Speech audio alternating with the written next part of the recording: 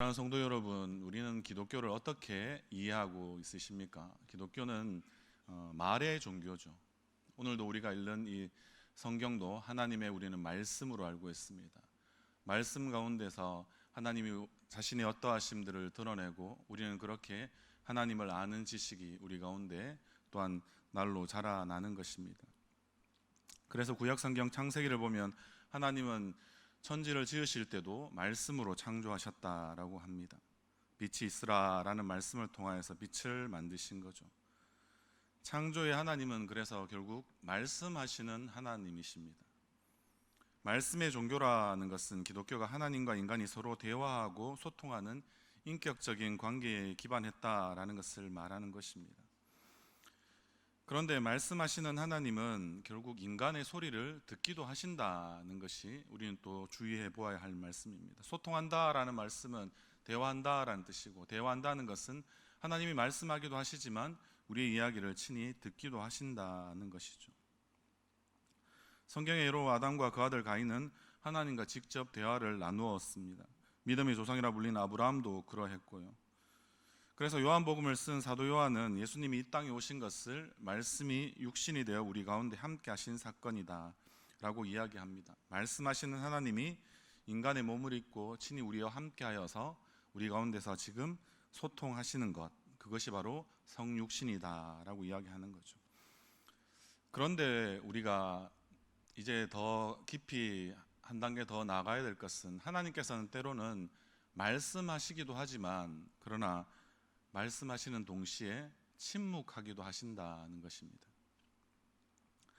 말씀하시지 않는 하나님, 곧 침묵하시는 하나님은 말씀하시는 하나님만큼이나 침묵하시는 하나님도 중요하다라는 것입니다. 말의 부재는 결국에는 침묵이죠. 빛과 어둠이 서로 연결되어 있듯이 말과 침묵도 결국에는 한 쌍을 이룬다라고 할 수 있습니다.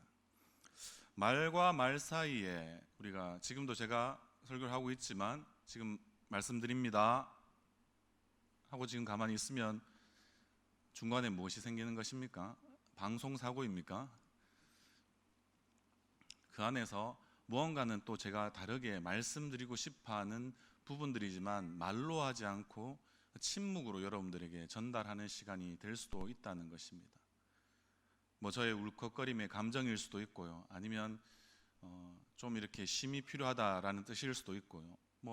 어떻게든지 간에 계속해서 뭔가 조잘되고 제잘되는 마치 새소리와 같은 그런 것이 인간의 말이든 하나님의 말씀이든 그렇지 않다면 분명히 그 가운데 쉬는 타임이라고 이야기하는 침묵의 시간이 굉장히 중요한 의미가 있다라는 것이죠. 그래서 훨씬 더 어떤 의미에서는 이러한 여백, 이 침묵은 더 많은 자리를 우리 가운데 차지할 것입니다. 아마 가정에서도 돌아가시면 아내 되신 분들은 남편의 침묵에 정말 답답해하시고 불통이다라는 생각들을 많이 하시기도 하지만, 물론 경상도 남자들이 그런 경우가 많죠. 그런데 그렇게 이야기하는 가운데서도 분명히 그 침묵을 통해서 자신의 뜻을 끊임없이 상대방에게 전하고 있다는 것은 누가 더 잘하냐면 그 남편 되시는 분보다 아내 되시는 분들이 훨씬 더 잘 아십니다. 많이 공감하시는 것 같습니다. 그렇게 우리는 말의 의미를 넘어서 침묵의 소리, 어떤 의미에서는 이 여백의 소리를 우리는 들어야 하는 이유가 분명히 그 가운데 있다라는 것입니다. 하나님은 구체적 말씀을 통하여서도 우리에게 분명히 다가오시지만 어떤 때는, 아니 훨씬 더 많은 경우에 제 개인적인 경험이든 아니면 하나님에 대해서 많이 우리가 하나님의 일하심, 역사하심에 대해서 우리가 서로 이야기를 많이 해보는 가운데는 훨씬 더 하나님은 침묵하심으로써 우리에게 더 많이 말씀하신다라는 역설적인 부분들을 우리는 진리로 받아들일 수밖에 없는 것이 우리의 신앙생활이 아닌가라는 생각이 듭니다. 그래서 침묵으로 전달되는 메시지를 파악하는 것은 그리 간단하지는 않습니다. 오해의 소지가 훨씬 더 많죠. 차라리 말해주면 속이 더 시원할 텐데 부부간에도 그런 이야기들을 많이 하시지 않습니까? 마치 하나님과 우리 간에도 그럼 하나님께서 그냥 아예 대놓고 말씀하시면 제가 더 잘 순종할 수 있을 텐데요, 이렇게 생각하지만 하나님의 또 계획이나 뜻은 거기에 있는 것 같지는 않습니다. 그래서 이 침묵은 그 자체로 때로는 좀 많이 부정적인 의미로 우리는 다가오기 때문에 그래서 힘들어하는 경우가 많이 있습니다. 침묵한다는 것은 곧 버림받는 것이다. 버림받는 이러한 고통은 결국 하나님과의 관계도 단절되었다라는 것으로 간주되기 때문에 그렇습니다. 대표적인 하나의 인물 우리가 들어보자면 시편에 나오는 시편 기자들이 많이 있습니다. 그 가운데 대표적인 인물은 사도행전 13장 22절 말씀에 하나님의 마음에 맞는 사람, 하나님의 마음에 든 사람이라고 이야기하면 우리는 성경에서 누구를 떠올리십니까? 시편과 연결시키면 다윗이라는 그런 인물을 우리는 잘 떠올리죠. 다윗이 시편 22편 1절과 2절 말씀에 세번역 성경에서 이렇게 이야기하고 있습니다. 나의 하나님, 나의 하나님, 어찌하여 나를 버리십니까? 어찌하여 그리 멀리 계셔서 살려달라고 울부짖는 나의 간구를 듣지 아니하십니까? 나의 하나님, 온종일 불러도 대답하지 않으시고 밤새도록 부르짖어도 모르는 채 하십니다. 아멘이 잘 안 되시죠, 맞죠? 그런데 아마 아멘 되시는 분들도 많으실 겁니다. 시인 다윗은 하나님이 자신을 버렸다고 살려달라는 그런 외침을 듣지 않아 괴롭다고 지금 고백하는 것입니다. 괴로움의 끝자락에 결국 누가 있습니까? 마치 모르는 채 하시는 것처럼 느껴지는 침묵하시는 하나님이 있습니다. 들었으면서도 고통을 알면서도 일부러 못 들은 채 하시는 하나님, 하나님과 마음이 통한다고 생각했던 다윗이었는데 하나님이 또 그렇게 평가를 하기도 하셨는 다윗인데도 이러한 자신의 가장 고통스러운 절규에조차, 이 탄식에서조차 그렇게 하나님은 대답하시지 않는 하나님의 그러한 태도에 심히 많이 괴로워합니다. 그런데 이 시편 22편은 또 아주 신비스럽게도 다윗의 언약으로 오시는 예수님의 그러한 순환을 결국에는 예언하는 시다라고 알려져 있습니다. 예수님도 똑같이 마태복음 27장 46절에서 십자가에 달리셔서 그렇게 십자가의 가상칠언이라고 이야기하죠. 십자가에서 말씀하신 7마디 중에 가장 어떻게 보면 적나라한 침묵하시는 하나님을 드러내는 말씀이 마태복음 27장 46절에 기록되어져 있습니다. 나의 하나님, 나의 하나님, 어찌하여 나를 버리셨습니까? 라고 말이죠. 이렇게 우리는 복음서의 기록을 통하여서 예수님이 하나님의 침묵의 의미를 아셨음을 우리는 알 수 있습니다. 짐작은 가능합니다. 왜냐하면 예수님도 이사야 53장 7절의 말씀에 그는 마치 도살장으로 끌려가는 어린 양처럼, 마치 털 깎는 사람 앞에서 잠잠한 양처럼 끌려가기만 할 뿐이지 아무 말도 예수님도 하지 않으셨기 때문에 그렇습니다. 고난받는 메시아의 특징, 예수님의 이 특징은 결국엔 침묵입니다. 예수님을 체포한 대제사장 가야바 앞에서도 그렇게 수많은 거짓 증언들을 하는 사람들, 앞뒤가 맞지 않는 그런 이야기들을 많이 함에도 불구하고 오히려 더 대제사장 가야바가 나서서 이 사람들이 그대에게 불리하게 증언하는데도 아무 답변도 하지 않소라고 물을 때 예수님은 뭐라고 대답하셨을까요? 아무 대답도 하지 않고 침묵하셨습니다. 예수님은 침묵하심으로써 거짓 증인들 앞에서 최소한의 자기의 방어마저도 포기해버리시는 그런 모습을 보여주십니다. 더 드라마틱한 예수님의 침묵의 장면은 예수님과 베드로 사이에서 일어납니다.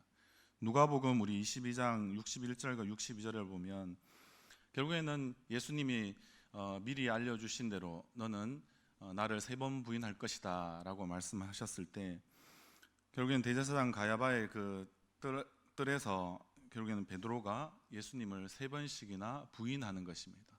3번씩이나 부인한다는 말은 예수님을 모른다라고 이야기하기도 하였지만 그 부인 자체가 어떤 의미에서는 베드로가 안다라고 말하지 않았다라고 볼 때 베드로의 침묵이죠.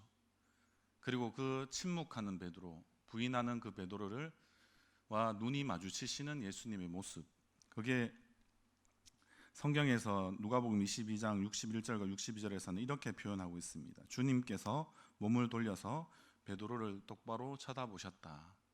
예수님은 응시만 할 뿐, 바라보기만 할 뿐, 예수님도 동일하게 그냥 베드로의 부인과 그 침묵에 예수님 스스로도 침묵으로 그렇게 지금 응대해 주시고 있는 것입니다.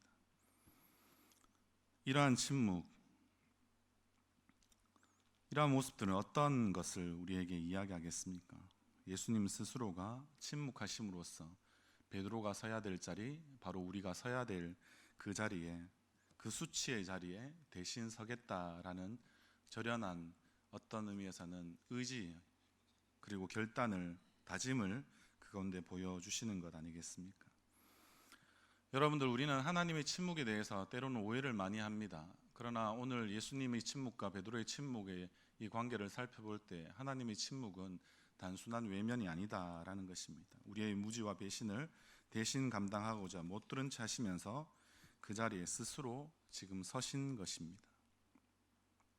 그렇게 예수님께서는 베드로를 바라볼 때 서글프게 응시하시는 그 모습이 마치 왜 응답하지 않냐고 다그치는 우리의 기도들을 다 들으시는 하나님의 진짜 마음, 실제 마음, 참 마음이 그 가운데 담겨 있기 때문에 그렇습니다. 자신을 비우고 자기 목소리를 포기하고 오히려 더 침묵하심으로써 예수님은 우리의 구원을 놀랍도록 이루어 가신 것입니다.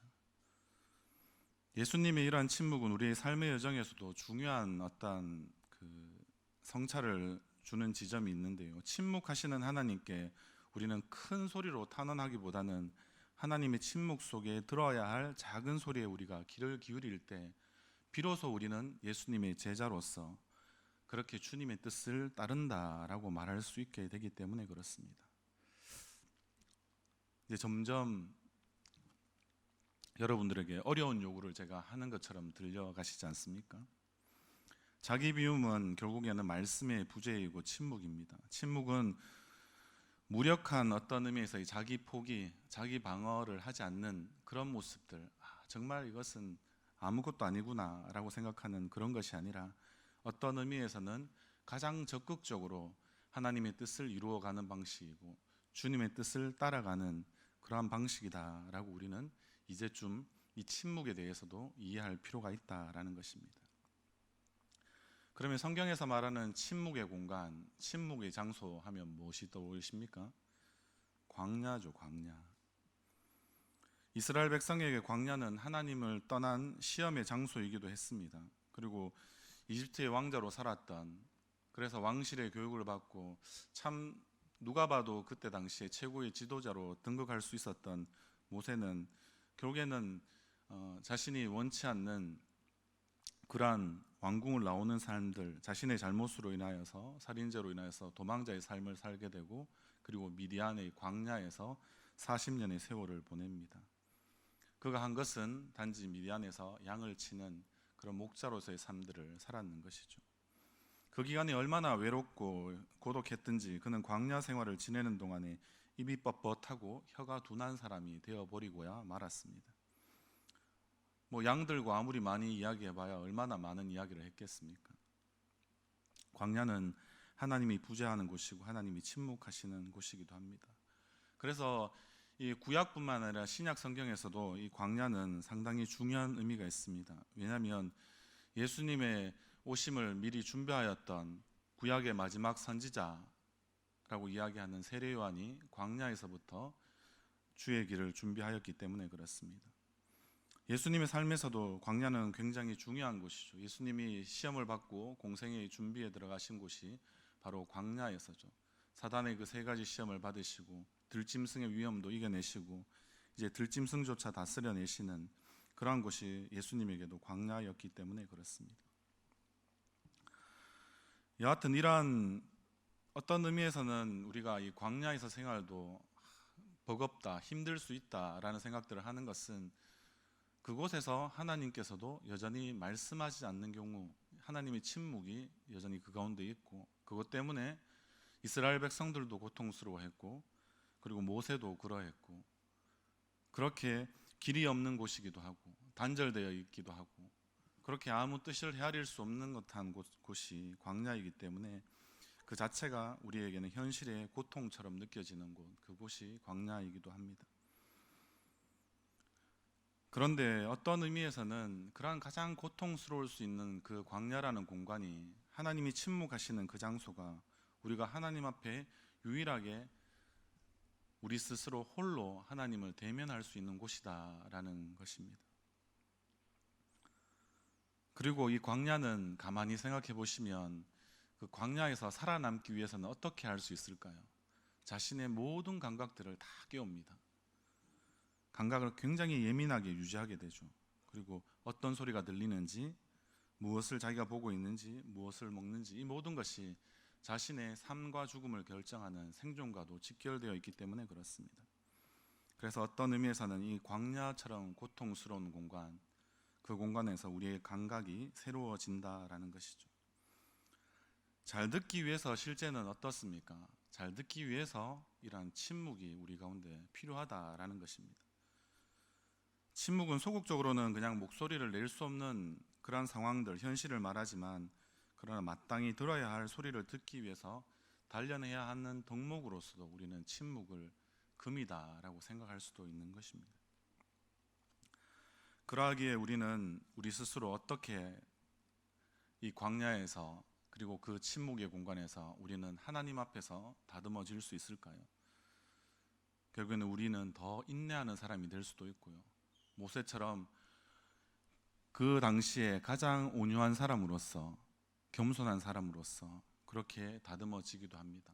세례요한처럼 사명자로서 그렇게 살아갈 수 있고요, 말씀을 따라 살다가 말씀을 따라서 죽는 일도 우리는 그 광야에서 충분히 배워갈 수 있다라는 것입니다. 그러하기 우리는 침묵은 단순한 말의 부재, 말이 없음이라는 것이 아니라 어떤 의미에서는 적극적으로 하나님께 귀를 기울이는 것입니다. 어쩌면 하나님은 침묵하시는 것이 아니라 늘 거기 계시고 말씀하고 있지만, 우리가 어떤 의미에서는 세상의 그 시끄러운 소음 가운데 갇혀서 듣지 못하고 있는지도 모릅니다. 그래서 여러분들 가운데 그 광야와 같은 고통이 있다라고 생각하시는 그런 사건들, 시간들이 있지 않습니까? 그때 여러분들은 하나님의 소리를 누구보다도 잘 들을 수 있는 시간이다라고 여러분들이 그것을 기억하고 바꾸시면 어떨까요? 그러면 가장 고통스러운 그 광야와 같은 시간과 공간 속에서도 우리는 하나님의 음성을 직접 듣지는 못하겠지만 하나님의 침묵 속에서 더 우리는 절실하게 하나님을 만날 수 있는 그런 시간과 공간이 되지 않을까 싶습니다. 성경은 그러하게 곳곳에서 실제는 침묵하시는 하나님을 증언하기도 한다는 것입니다. 성경에서 침묵하시는 하나님, 오늘 우리가 말씀을 읽었던 열왕기상 19장 우리가 9절로 12절의 말씀이 바로 그와 같지 않습니까? 갈멜산의 전투라고 이야기하는 아주 놀라운 승리를 쟁취한 후에 끊임없는 낙심과 침체에 빠져있던 엘리야, 결국에는 광야에서 하나님을 만나게 되는 것이죠. 우리 오늘 이 말씀을 한번 같이 읽어보겠습니다. 11절과 12절의 말씀 같이 합독하도록 하겠습니다. 여호와께서 이르시되 너는 나가서 여호와 앞에서 산에 서라 하시더니 여호와께서 지나가시는데 여호와 앞에 크고 강한 바람이 산을 가르고 바위를 부수나 바람 가운데 여호와께서 계시지 아니하며 바람 후에 지진이 있으나 지진 가운데에도 여호와께서 계시지 아니하며 또 지진 후에 불이 있으나 불 가운데에도 여호와께서 계시지 아니하더니 불 후에 세미한 소리가 있는지라. 아멘. 그런데 제가 가지고 있는 그 성경 중에 그 영어 성경에서 NRSV라고 이야기하는 영어 성경 버전이 있습니다. 거기에서는 오늘 마지막에 읽었던 세미한 소리가 있다라는 말씀을 원어에 가장 정확하게 그렇게 번역했다라고 볼 수 있는 버전인데요, 그것은 세미한 소리가 아니라 세미한 침묵의 소리다라고 되어 있습니다. 원어에서도 하나님께서 말씀하시지 않는 그 침묵이 결국에는 소리다라고 이야기하는 것이죠. 제가 학교 다닐 때 배웠던 이러한 문학적인 표현은 유치한의 깃발이라고 이야기하는 그 시에서 저는 이것이 같이 연상이 되던데요, 소리 없는 아우성이다라고 깃발의 흔들림을 유치한이라는 시인은 그렇게 표현했습니다. 마치 그와 같은 것입니다. 침묵의 소리, 앞뒤가 전혀 맞지 않는 거죠. 소리 없는 아우성처럼. 그런데 그런 마치 모습들처럼 그렇게 우리 스스로가 생각할 때 어떠십니까? 우리는 하나님께서 우리에게 침묵하시는 것이 하나님이 오히려 더 말씀을 우리에게 1부터 10까지 아니면 100까지 말씀해 주시는 것보다 훨씬 많은 것을 우리에게 지금 해주고 있다라는 것이죠. 그래서 어떤 의미에서는 침묵하시는 하나님을 가장 낙담되고 침체에 빠져 있던 엘리야가 그러한 세미한 침묵의 소리 가운데서 하나님을 만난다라는 것입니다. 성경은 이렇게 역설적인 늘 진리를 우리에게 말해주고 있습니다. 그러면 우리의 복음은 지금 뭐라고 이 말씀을 적용할 수 있겠습니까?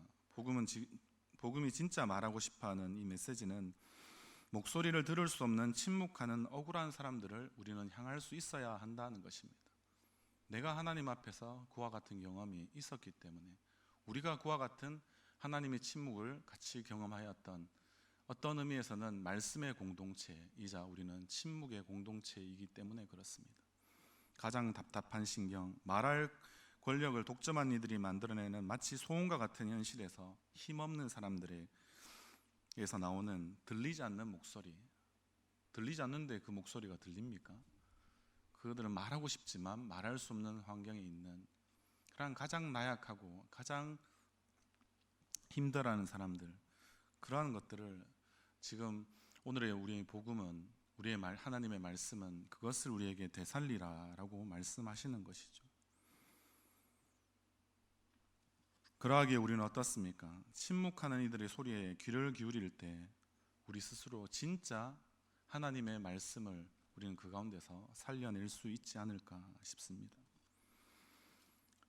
우리의 초기의 교회들도 실제는 말씀의 공동체이기도 하였지만 말씀의 흥황함을 통하여서 복음의 많은 진보들을 이루고 부흥을 경험하였던 것이 우리의 초대 교회이기도 하고 그러한 일들이 교회사 초기에서는 많이 일어났습니다. 그런데 어느 순간인가 누군가는 말하는 힘을 가진 사람들이 훨씬 더 돋보이기 시작하는 우리는 교회사의 그런 시기들을 맞게 하게 됩니다. 그럴 때 많은 사람들이 거기에 반대하고 스스로 침묵의 공간, 조용한 장소를 찾아서 따로 분리되어서 들어갔습니다. 우리는 그것을 수도원이라고 하고 수도원에서 그렇게 침묵의 덕목을 잘 갈고 닦는 사람들을 우리는 수도사라고 하였습니다. 그런데 어떻습니까? 그러한 중요한 침묵의 가치들이 이제 시간이 지나자 종교개혁을 거치면서 이런 개신교의 지역에서 수도원은 폐쇄되었고요. 아쉽게도 침묵의 전통도 꺾이고 말았습니다. 그런데 수도회가 폐지된 후에 개신교에서의 침묵의 가치는 말할 것도 없이 이제는 더 점차 사라지고 말이 침묵을 마치 압도하게 되는, 그래서 온전히 오늘과 같이 제가 설교하는 것만이 훨씬 더 많은 사람들에게 유익할 것이다 라는 생각들을 우리 가운데 집어넣기도 했다라는 것입니다. 저는 침묵이나 하나님의 말씀이나 똑같이 중요하다고 지금 여러분들에게 말씀드리고 싶어 하는 것입니다. 그래서 사람들은 날카로운 말씀과 뜨거운 찬양이 있는 열정적인 예배에서 하나님을 많이 찾고 만나게 되었죠.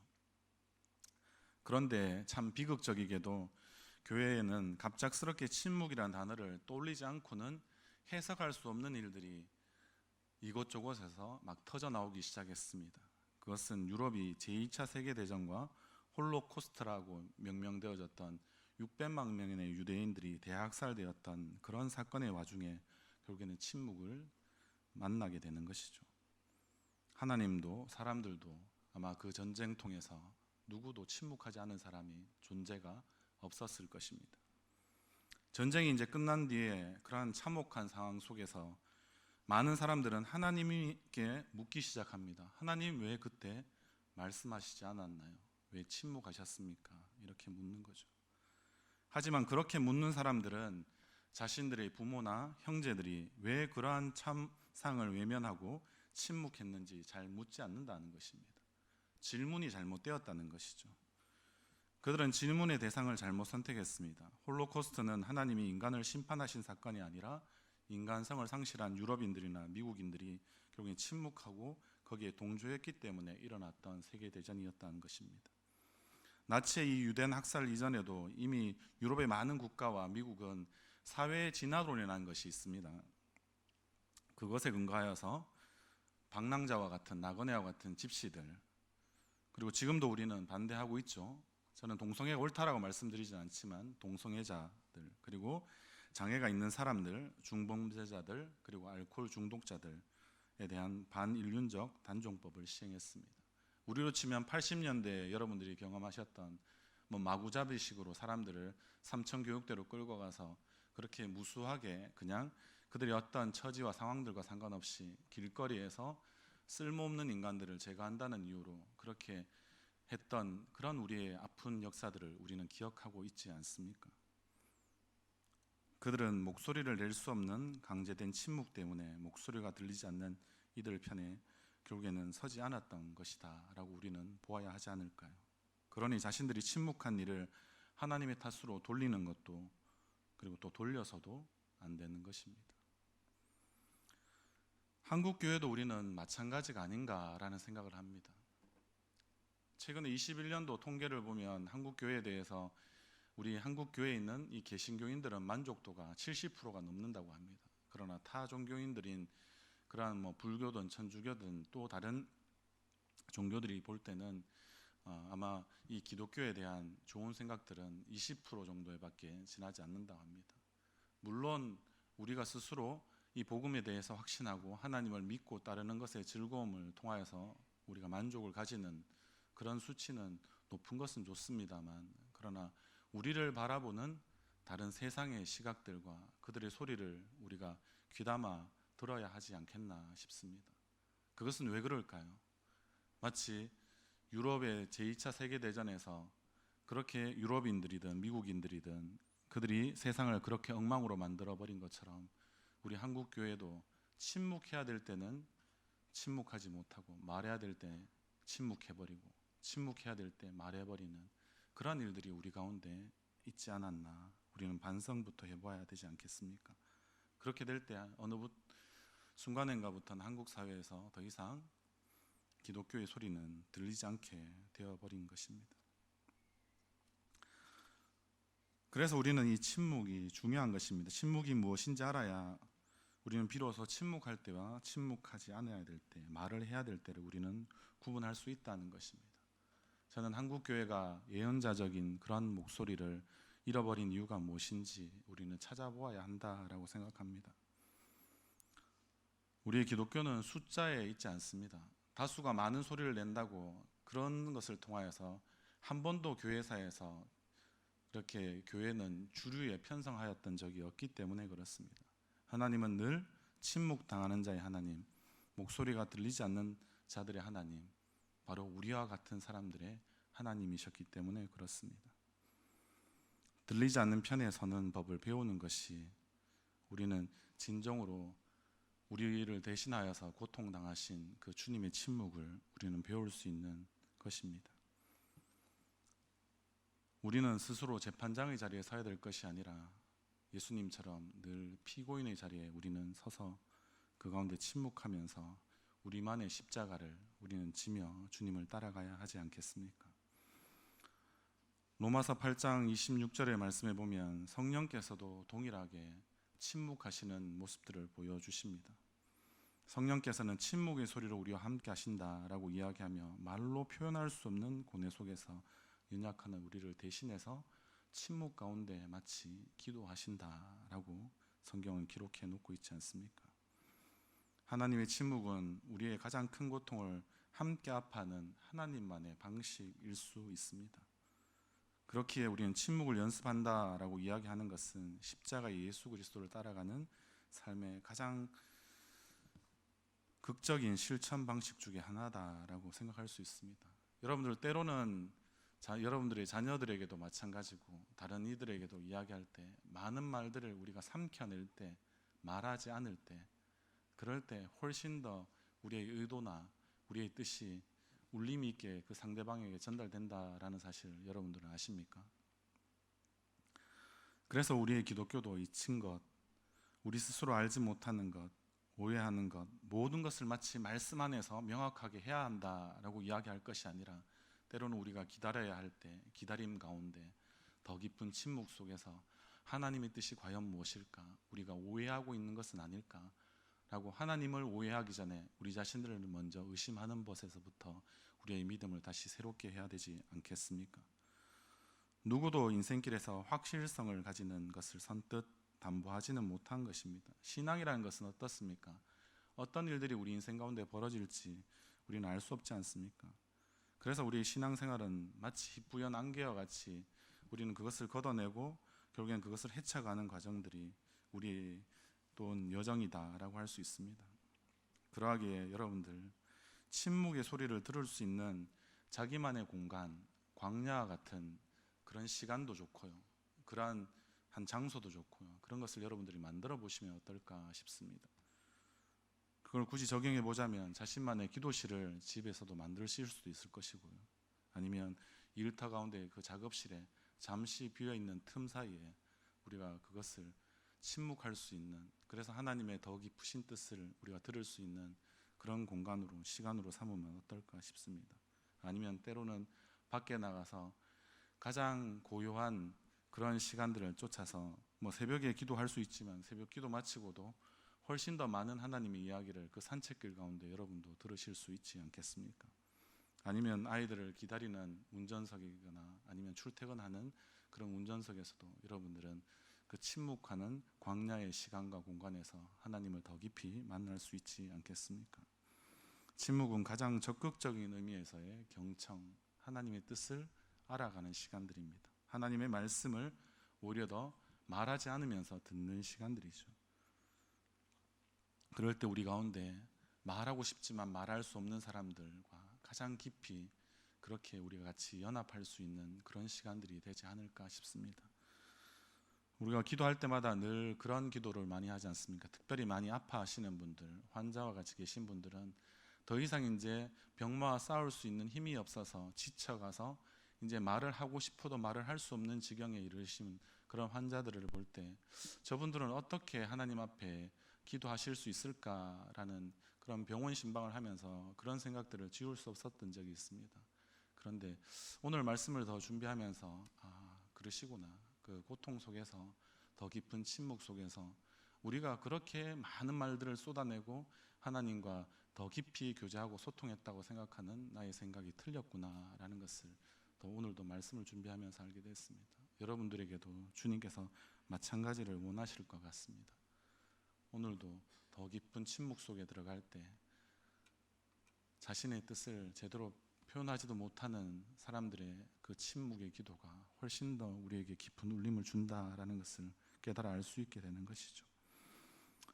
그래서 우리는 신앙에서 가장 중요한 이 침묵을 우리 개인과 교회가 결국엔 좀 더 되돌아 보실 수 있기를 바랍니다. 그래서 우리가 말하는 것보다 귀 기울여서 듣는 침묵 가운데서 더 주님을 깊이 만나고 주님과 침묵 속에서 교제하시는 그런 놀라우신 은혜가 오늘을 살아가는 우리에게 더 많이 풍성히 주어지기를 주님의 이름으로 그렇게 소원합니다.